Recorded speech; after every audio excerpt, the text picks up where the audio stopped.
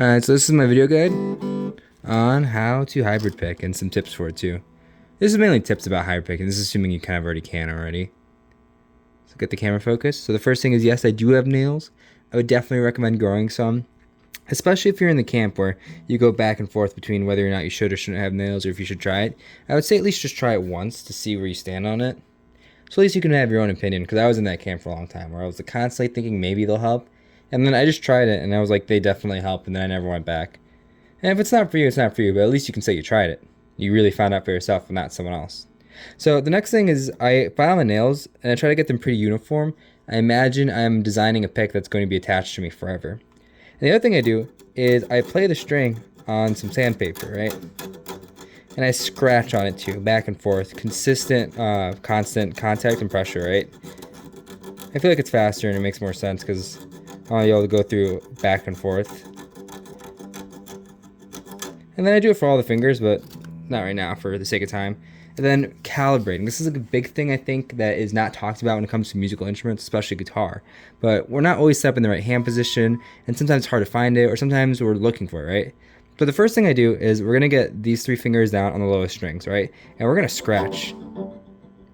Really feel where the edge of our nails are. Like right here on the pinky finger, I have to get a special angle right there. So it just is going through. Really scratch. Then do some plucks. Repeat some fingers. And then I like to scratch test a lot because I feel like it solves a lot of usual problems. I'm usually cocking my wrist back toward myself just a little bit here when I do this. And then I'm also rotating my forearm this way. It helps get the fingers to go in toward the palm of the hand as opposed to, up in the air. Sometimes I use this up in the air stuff. It depends on certain patterns.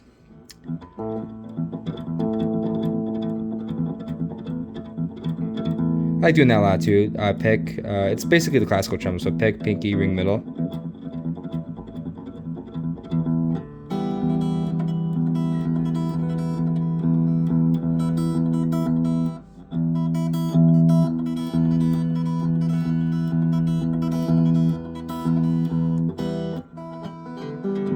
Well, same focus. So calibrating, right?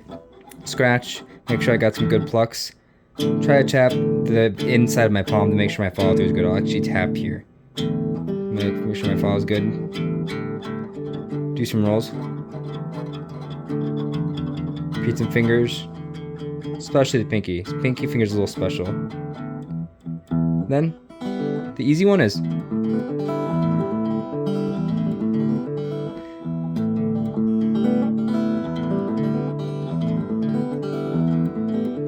and what happens is I pick, and my pick, also I practice this, I keep all my fingers down and I try repeating a finger to make sure that finger is pretty consistent with the form of the rest of my hand.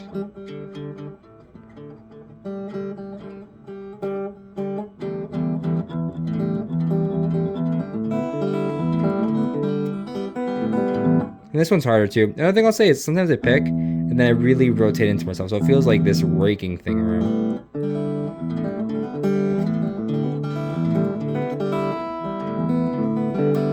And then another one I practice a lot is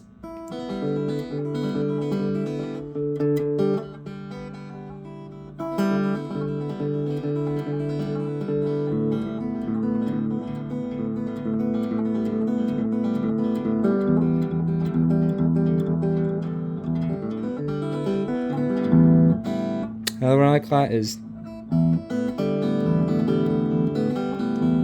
which is kind of the outside, inner, and then really inside.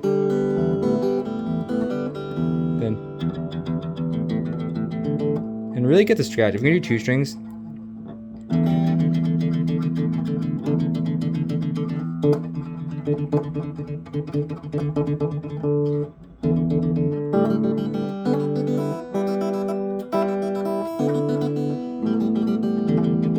oh, and the last thing is I usually use not the flat edge, but I actually trail backwards to allow me to rotate a little further inward versus this.